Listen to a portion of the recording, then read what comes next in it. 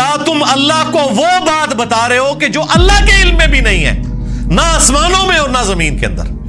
ہائے ہائے ہائے ہائے، اللہ کے علم میں تو کوئی بات ایسی ہے ہی نہیں کہ نہ ہو۔ اللہ تعالیٰ دیکھیں غصے کا اظہار، اللہ کہہ رہا ہے کہ منو پہ دس دیو کہ اس۔ ہیلو ایوری ون، السلام علیکم، ست سری اکال۔ ایک اور ویڈیو کے حال لے کے حاضر ہیں جو ہے انجینئر محمد علی مرزا صاحب کا ویڈیو، اور یہ ہے شرک کے اوپر۔ تو ابھی ہمیں دیکھنا ہے کہ انجینئر محمد علی مرزا صاحب کیا بتاتے ہیں شرک کے بارے میں، اور کیا ہے شرک، اسلام دھرم میں شرک کس کو کہا جاتا ہے اور کیا کیا شرک میں آتا ہے۔ تو چلیے بنا ٹائم ویسٹ کیے اس ویڈیو کو اسٹارٹ کرتے ہیں، اور چینل پہ نئے ہو تو چینل کو سبسکرائب کر لیجئے گا۔ پہلے اس ویڈیو کو دیکھتے ہیں، اس کے بعد بات کرتے ہیں شرک کے بارے میں، کیا ہے شرک۔ وَيَعْبُدُونَ مِن دُونِ اللَّهِ، اور یہ عبادت کرتے ہیں اللہ کے سوا ان ہستیوں کی، مَا لَا يَضُرُّهُمْ وَلَا يَنْفَعُهُمْ، جو نہ انہیں کوئی نقصان دے سکتی ہیں نہ کوئی نفع۔ اچھا، فوراً جب آپ توحید کے اوپر آیات پڑھیں تو یہ کہتے ہیں نہیں ہم نے تو کبھی کسی بابے کی عبادت کی ہی نہیں، دیکھیں جی ہم تو اللہ کا بندہ ہی مانتے ہیں۔ اگلا حصہ چھوڑ دیتے ہیں۔ اللہ تعالیٰ نفی صرف عبادت کے اعتبار سے نہیں کر رہا، بلکہ یہ بھی کر رہا ہے کہ یہ ہستیاں نہ کسی کو نقصان دے سکتی ہیں نہ نفع۔ ایک مرے ہوئے شخص جو قبر میں پڑا ہوا ہے، اس کی کوئی عبادت نہیں کرتا، ٹھیک ہے بہت اچھی بات ہے، لیکن یہ عقیدہ رکھتا ہے کہ یہ میری بھینسوں کا دودھ خشک کر سکتا ہے، اس کے نام کی میں نے 11ویں نہ دی تو میرے اوپر کوئی مصیبت آ سکتی ہے، تو اس کا کیا مطلب ہے کہ آپ اسے نفع و نقصان کا مالک مانتے ہیں؟ تو آپ بھی شرک ہی کر رہے ہیں۔ اور شرک کیا ہے؟ آدھی آیت لیتے ہو کہ ہم تو جی عبادت تو کوئی نہیں کرتے، اللہ نے تو عبادت کرنے والوں کی نفی کی ہے۔ سرکار ساتھ ذکر کیا ہے مَا لَا يَضُرُّهُمْ وَلَا يَنْفَعُهُمْ، جو ہستیاں نہ انہیں نقصان دے سکتی ہیں نہ نفع دے سکتی ہیں۔ وَيَقُولُونَ، اور یہ کہتے ہیں هَؤُلَاءِ شُفَعَاؤُنَا عِندَ اللَّهِ، وہ کہتے ہیں نہیں ہم ان کو تو پکار ہی نہیں رہے، یہ اللہ کے حضور ہمارے سفارشی ہیں۔ سیم وہی مینٹیلٹی، ایسی داتا صاحب کو تو نہیں منگتے، اے اللہ دے حضور ساڈے سفارشی نے، ہم سلطان الہند سے تو نہیں مانگتے، یہ ہم اللہ کے حضور انہیں اپنا سفارشی مانتے ہیں۔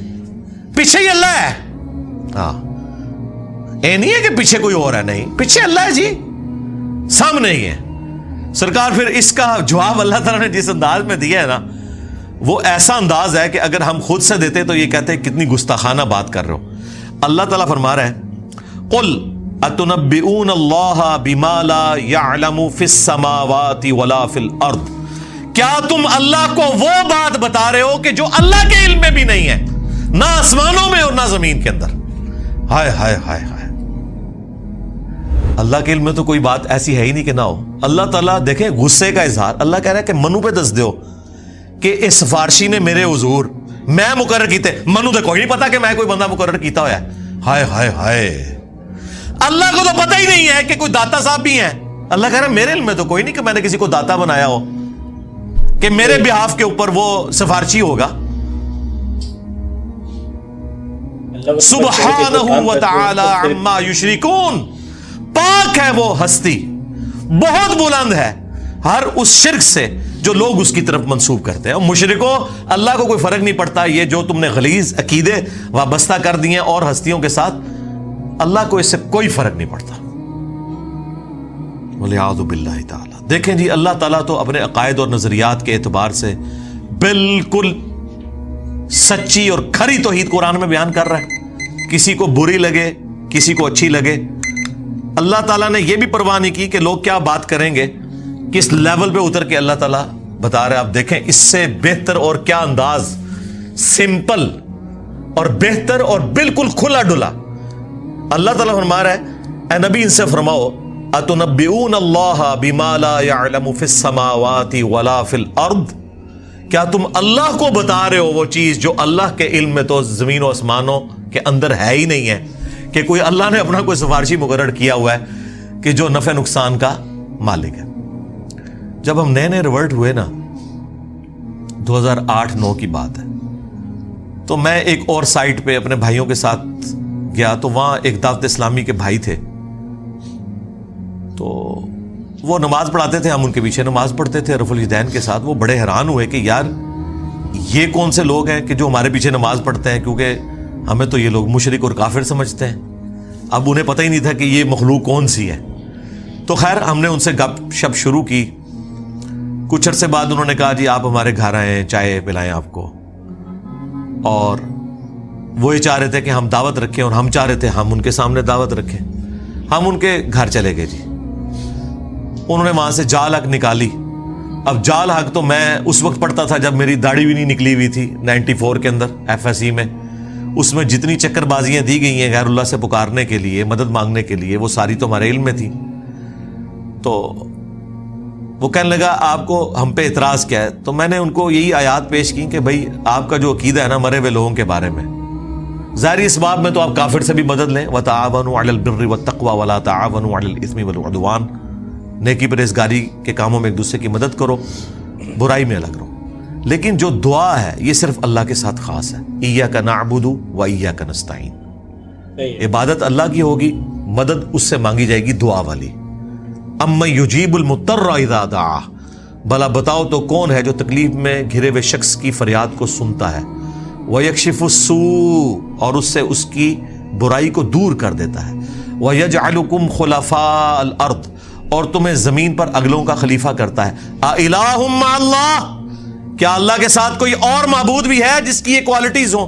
قَلِيلًا مَّا تَذَكَّرُونَ, بہت کم ہی تم نصیحت حاصل کرتے ہو. تو میں نے کہا اس میں واضح لکھا ہوا ہے کہ جو اللہ کے سوا کوئی بھی ہستی, کوئی پیغمبر, جن, فرشتہ, کوئی بزرگ بابا جسے آپ یہ سمجھتے ہیں کہ وہ دعا قبول کرتا ہے, گویا آپ نے اسے معبود مان لیا.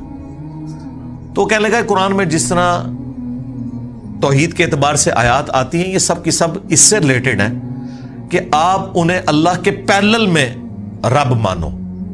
اگر اللہ کا بندہ سمجھ کے کرو تو پھر کوئی مسئلہ نہیں ہے, کیونکہ وہ تو حزب اللہ ہیں, اللہ کی پارٹی کے لوگ ہیں.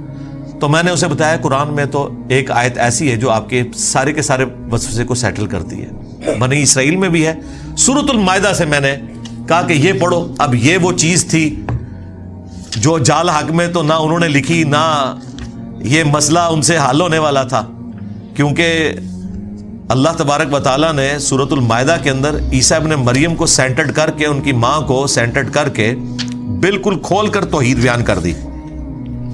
تو آیت نمبر یہ 75, مل مسیح ابن مریم الا رسول, عیسیٰ ابن مریم تو نہیں تھے مگر ایک رسول, قد خلت من قبلہ الرسل, ان سے پہلے بھی رسول گزرے ہیں, وامہ صدیقہ, اور ان کی ماں سچی عورت تھی, کانا یاکلان الطعام, دونوں کھانا کھانے کے محتاج تھے.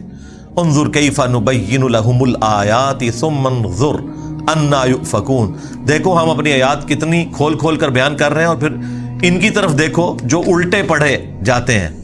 قل اتعبدون من دون اللہ, اے نبی تم فرماؤ کیا تم اللہ کے سوا ان ہستیوں کی عبادت کرتے ہو؟